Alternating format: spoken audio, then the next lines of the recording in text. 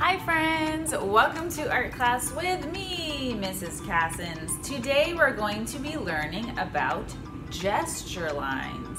Gesture lines are really quick sketches. They're sometimes a little disorganized, it could be a little bit messy, but when you put all of the lines together, it makes an organized image. Sometimes we use gesture lines to describe the human body. So imagine I am a stick figure. I might have one line for my body, one line for my arm, one line for my other arm, and then one line for this leg, and one line for this leg. We're gonna practice our gesture lines by looking at one of our friends and our classmates, or maybe somebody that's at our house that can model for us. Do some really quick gestures, just taking about 10 to 15 seconds to draw a stick-like figure to show the movement or the gesture of their body. To practice, you'll need a dry erase board, a dry erase marker, or just a paper and pencil. Draw this for 15 seconds. Here is my example. Draw this for 15 seconds. Here is my example. Now draw this for 15 seconds. Look at that example. Woo!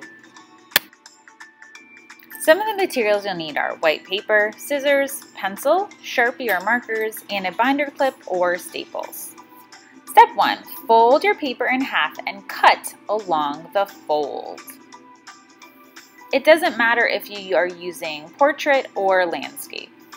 Our goal is just to make tiny little squares of paper. Now you're going to fold your paper again and cut along the fold. You're going to want to do this so that you have several sheets of paper.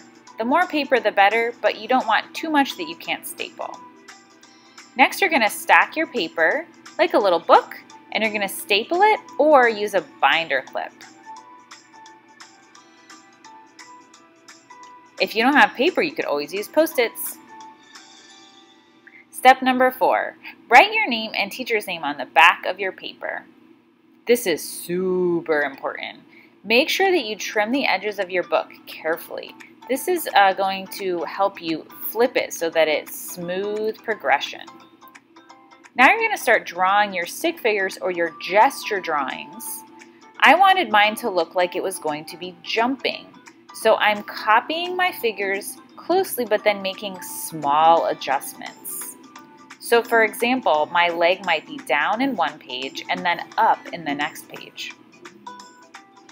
As your stick figure moves along the paper, it looks like it's in movement. This is early animation.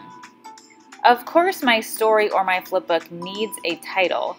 Mine is not super creative, but maybe you'd like a different title for yours. So go ahead and add as many details as you'd like. You can color yours in if you have time, and you can add extra details.